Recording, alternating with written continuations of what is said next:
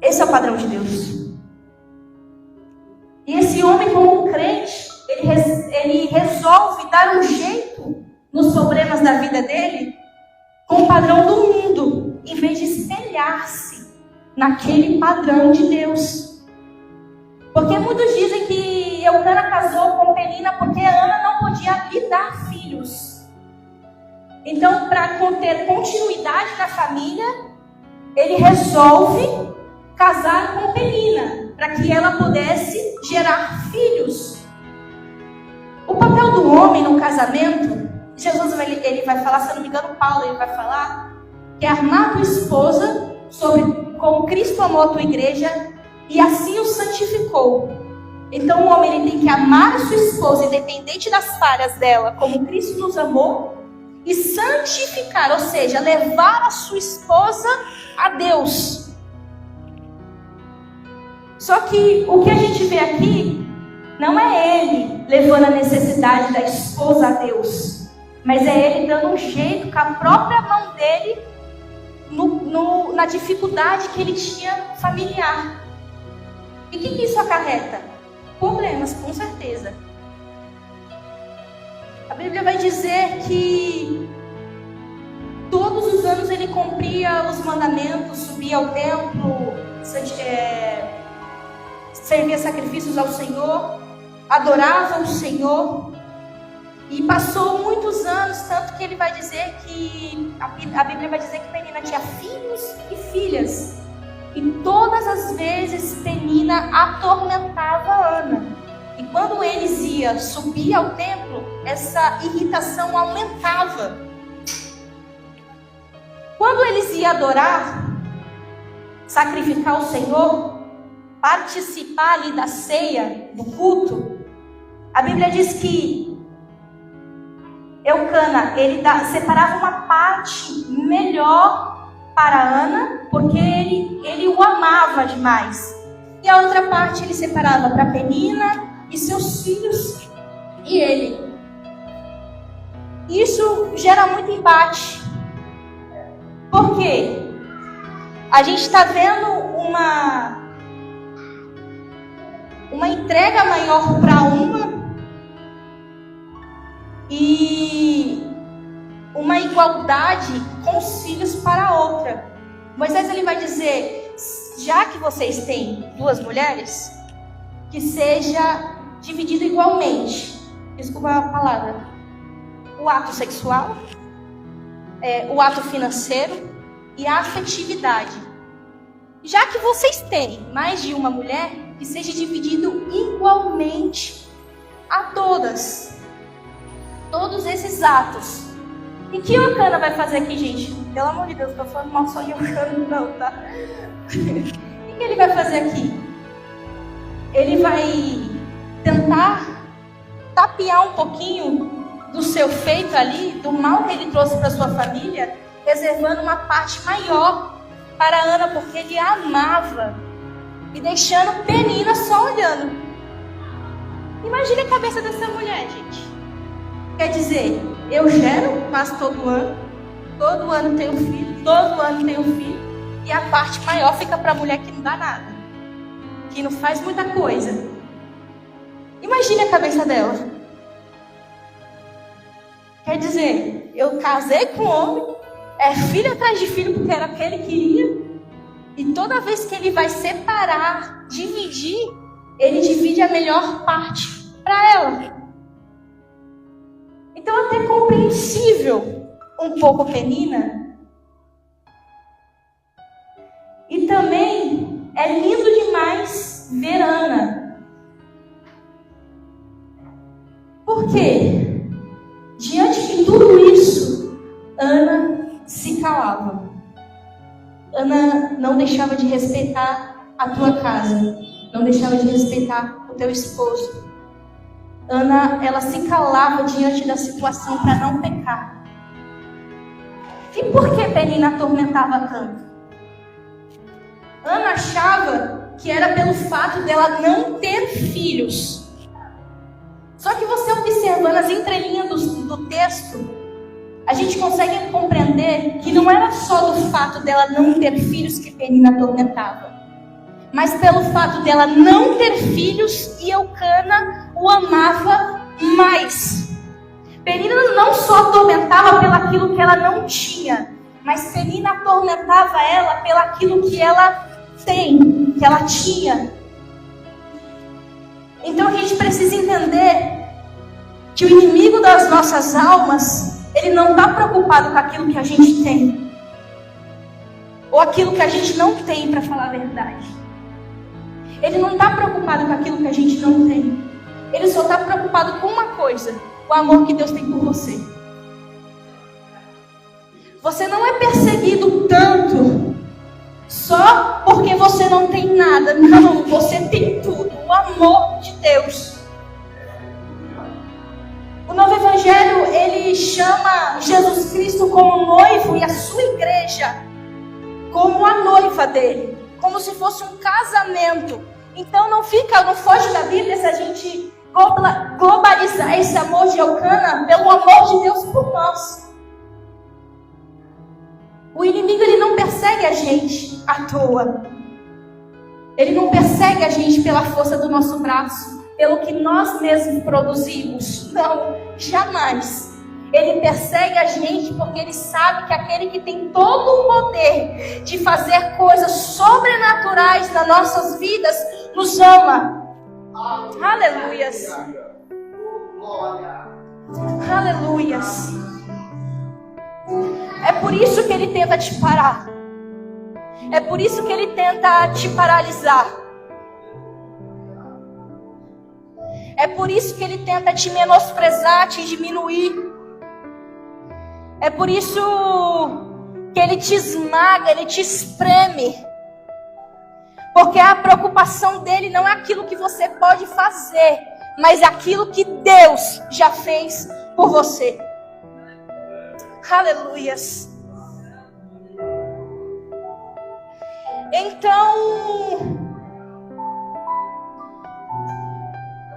Ana, ela estava num estado tão depreciado, tão entristecido, tão desgostoso, que a Bíblia diz que todos os anos ela subia, porque até o capítulo 8, ele está falando do que acontecia no templo. Ela subia para a igreja, para adorar a Deus, mas ela não comia, ela não bebia, ela não se alegrava. Aleluias. Porque a irritação do inimigo, a irritação do adversário era tanta que ela se deixava levar por isso. Ela se sentia tão pequena por não poder dar filhos a seu esposo, por não poder ter filhos. E além do mais, ter alguém apontando o dedo na cara e dizendo: você não tem, você não tem, você não tem. Que ela colocou isso na cabeça de uma maneira que nem na casa de Deus ela conseguia mais se alegrar. Que nem na casa de Deus mais ela conseguia participar do culto. Que nem dentro da casa de Deus ela conseguia ceiar com a família, com os irmãos, com o pastor. Aleluias. E sabe o que é lindo, irmãos? E é lindo mesmo. Que Deus usa de situações na nossa vida, situações ao contrárias. Situações que a gente acha que é para nos matar mesmo. Situações que acha que a gente quer para nos destruir mesmo. Mas Ele usa dessas situações para nos espremer e tirar o máximo de nós. Dói mesmo. Dói. Ser oprimido dói. Mas Ele usa dessas situações para tirar o melhor de nós. E sabe como nós vimos isso? Porque no capítulo 9 a Bíblia vai dizer: diante de tanta opressão, diante de tanta tristeza, diante até do marido indagando ela, dizendo: por que tu choras? Por que tu come? Por que não comes? A Bíblia diz: e Ana se levantou. Aleluia. Antes de pular um versículo, eu quero deixar para nós Só uma reflexão. Quando o marido de Ana perguntou para ela: Ana, eu não sou melhor que 10 filhos. Ele não compreendia o sonho dela, porque o sonho dele já tinha sido realizado. Porque se ele não quisesse ter filhos, ele não tinha casado com o Peninho. Os sonhos dele estavam tudo certo. Só da esposa que não. Então, maridos, esposa, abrace os sonhos do seu cônjuge. Abrace como se fosse seu. Leve os sonhos de seu marido, de suas esposas a Deus. Abrace esse sonho com eles, com ela, com ele. Não deixe a sua esposa carregar um fardo de um sonho não realizado sozinha. Não deixe o seu esposo carregar um fardo de um sonho não realizado sozinho. Abrace-o. Aleluia. Vocês agora são uma carne só. Os sonhos delas são seus. Os sonhos deles são seus agora. Abrace-os. Aleluias. Então a Bíblia vai dizer que em meio a esse desgosto de vida, Ana se levantou. Em meio à opressão do adversário, Ana se levantou. E para quê, irmãos, que Ana se levantou? Para se derramar na presença de Deus. Como eu disse, Deus usa de situações de opressão do inimigo para tirar o melhor de nós, para tirar o melhor que podemos dar a Ele. Sabe por quê, irmãos? Deus sabe da nossa necessidade. Deus conhece. Certa vez Jeremias está preso e Deus vai falar para ele: Jeremias, clama a mim e eu responderei e anunciarei coisas grandes e gloriosas. Clama. Aleluias. Sabe por que o inimigo te pressiona tanto? Sabe por que o inimigo faz doer tanto, cutuca tanto a sua ferida? É Deus permitindo que Ele tire o melhor de você. Ele quer ver o meu clamor em meio à dor. Ana, clama mesmo, Ana. Tá doendo, Ana, mas clama. Tá desesperada, Ana, mas clama. A porta do céu tá fechada, Ana, mas clama. Usa dessa situação para tirar o melhor de você a Deus. Aleluias. Aleluia. Então ela vai chorar abundantemente. A Bíblia diz que ela não demora em orar. E quando ela vai orar, ela ora assim: Senhor, se tu me deste um filho varão, eu o darei por todos os dias de sua vida, e na sua cabeça não passará navalha todos os dias de sua vida, e não passará navalha, e ele te servirá todos os dias. Sabe o que é isso, irmãos? O desejo dela se unindo com o desejo de Deus. A Bíblia diz que Deus próprio, Deus, cerrou a madre de Ana. Ele estava vivendo um período que a gente conhece como um período transitório, o último juízo de Israel, aquele que deveria temer ao Senhor ao ponto de ungir o rei de Israel de acordo com a vontade de Deus. Deus, ele conhecia a necessidade do teu povo. Ele conhecia a necessidade, contemporaneizando, da sua igreja. E a seu desejo, ele precisa coincidir com o desejo e a vontade de Deus. A sua vontade, ela precisa estar dentro, interligada na vontade de Deus. As suas bênçãos, ela precisa servir de instrumento para Deus. Tudo aquilo que você deseja precisa cumprir toda e qualquer necessidade necessidade da igreja de Deus. Deus, ele fecha a Madre Diana, ele aperta ela um pouquinho, deixa até o inimigo vá, cutuca lá, para tirar o melhor dela. E não só tirar o melhor dela, mas com o tempo preparar ela para que o desejo dela tivesse no centro do desejo de Deus. Aleluias! É assim que Deus quer. É assim que Deus deseja. Que todo desejo do nosso coração esteja no centro e na vontade dele. E como que a gente passa o período sem entender isso? É sofrimento, é tristeza, é dor até que a gente entenda. A nossa vontade precisa proceder da vontade de Deus. Aleluias. Oh, aleluias.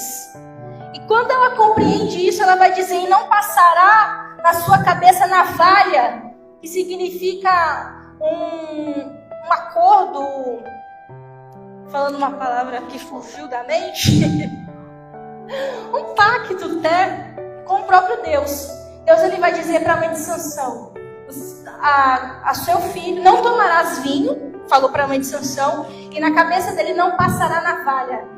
É um pacto chamado Nazireu, aquele que é separado para Deus, separado para as coisas de Deus.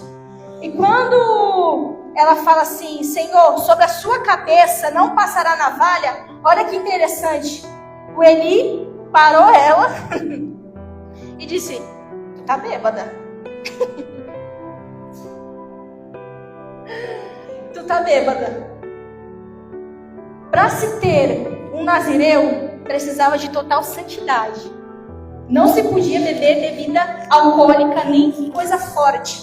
Ela está dizendo para Deus: Deus, o meu filho, se tu me der, vai ser santificado a ti. Aí vem um pouquinho do inimigo dizendo: tu tá bêbada. O que ela vai responder? Não, Senhor, eu não bebi vinho e nem bebida forte. Mesmo sabendo que lá nos versículos anteriores tinha bebida na mesa, ela vai dizer: Senhor, eu não bebi vinho e nem bebida forte. Sabe por quê? Porque o meu ventre espera uma promessa separada para Deus. O meu corpo espera uma promessa separada para Deus.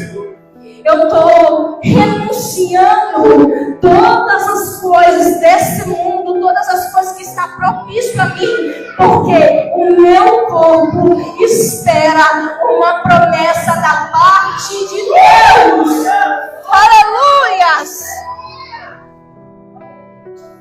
E quando ela responde isso, o Senhor ele vai olhar para a cara dela e falar assim: que o Senhor teu Deus te conceda toda a sua petição. Irmãos, quanto tempo Ana ia pro templo, a gente não sabe especificamente. Mas o tempo de Penina ter filhos e filhas, aproximadamente 5 a 8 anos, ela ficou nessa situação. 5 a 8 anos. Esperando só uma palavra: vai-te em paz.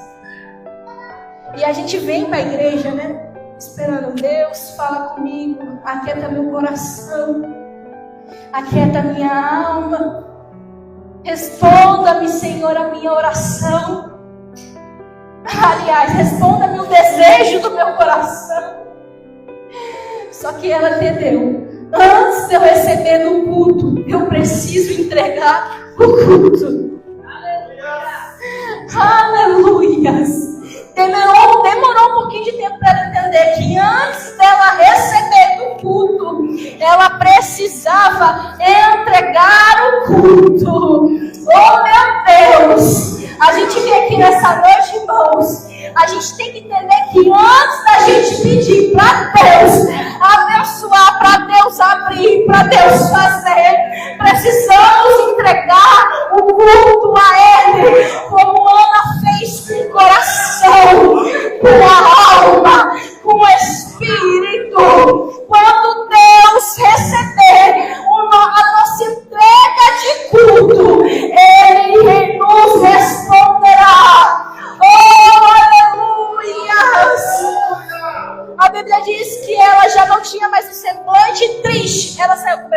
colo?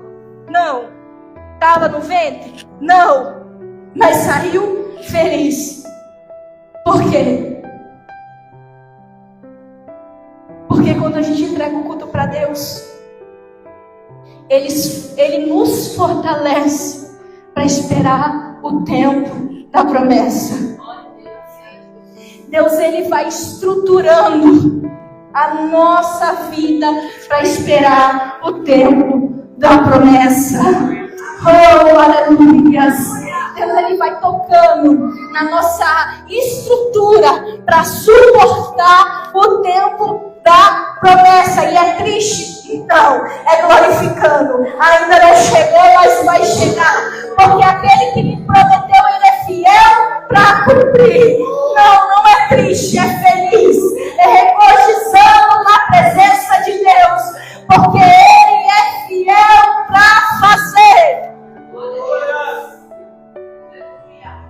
Aí a gente pode se perguntar, mas Samuel era a promessa?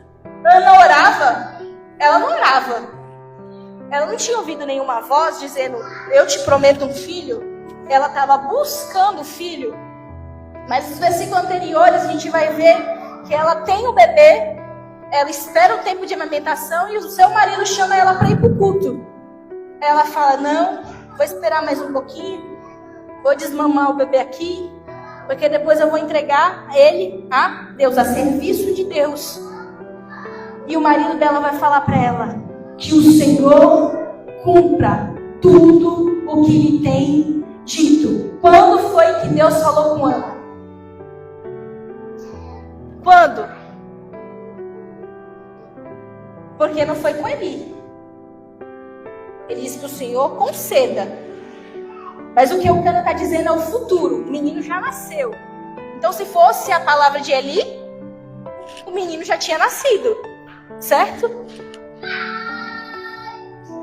Mas ele está dizendo que o Senhor cumpra tudo que ele tem dito. Onde é que Deus falou com Ana? Isso é forte. Sabe quando Deus falou com Ana? Quando ela ajoelhou para orar. Deus falou com ela. As orações dos lábios dela não saiu da própria carne. Saiu de Deus. Aleluia. Deus, Ele conduz a gente de tal maneira que até as orações que saem da nossa boca não é nossa, é dele. Oh, aleluia. Que até o desejo mais íntimo do nosso coração Ele transmite por Ele. É tudo dele. Oh, aleluia.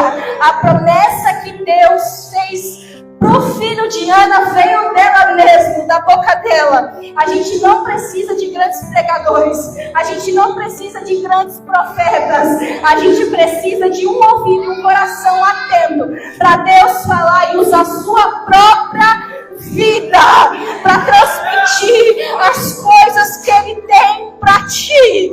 Oh, aleluias! Oh, aleluias! É tempo de quebrar paradigmas que nem Ana fez. Clama! Em meia dor, em meia dificuldade, sim, clama! Porque o Senhor quer pegar tudo que há dentro de você e colocar no cerne da vontade dEle, para dizer assim: eu te ouvi, eu fiz. Eu te ouvi, eu fiz. Eu te ouvi, eu fiz. Aleluia! Sabe o nome, o significado do nome Samuel? O nome dele já era uma pregação por onde ele passava. O povo estava tudo descrente e ela colocou o nome do filho dela. Deus ouve. Então, por onde que Samuel passava, o povo podia estar até descrente, até esquecido de orar. Não sabia nem mais como fazer isso, mas olhava para o menino e dizia: Deus ouve. Oh, aleluia! Está vendo o tamanho da promessa que Deus quer fazer? Está vendo o tamanho da realização que Deus quer fazer? Deus quer fazer da sua vida.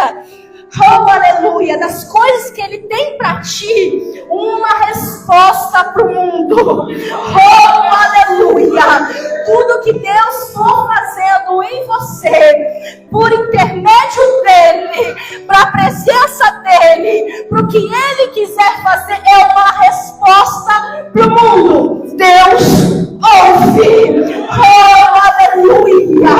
Aonde você andar com a sua promessa, alguém vai olhar e vai dizer: Deus ouve. Oh, aleluia. Aonde você colocar o seu pé, alguém vai olhar e vai dizer: Deus ainda ouve. Oh, aleluia. Oh, glória a Deus. Deixa falar, oh meu Deus. Deixa espremer quem quiser que te esprema. Porque o Deus tem para fazer, Ele já está fazendo. Oh, meu Deus, Ele já está fazendo. Deixe falar quem quiser falar. O que Deus tem para fazer, Ele já está trabalhando em fazendo. Sabe por quê? Porque Deus ouve. Oh, aleluia. Ele não só somente ouve, como Ele também responde e faz. Aleluias. Oh, aleluias. Oh, aleluias. Oh, Ramandeas.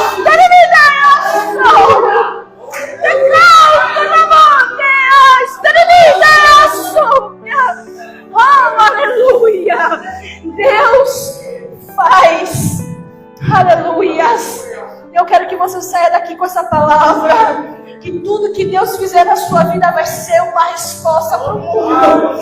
Oh, aleluia. E não tenha vergonha de mostrar, não. Tem gente que precisa ver o teu testemunho mesmo para acreditar que Deus faz. Oh, aleluia. Pode colocar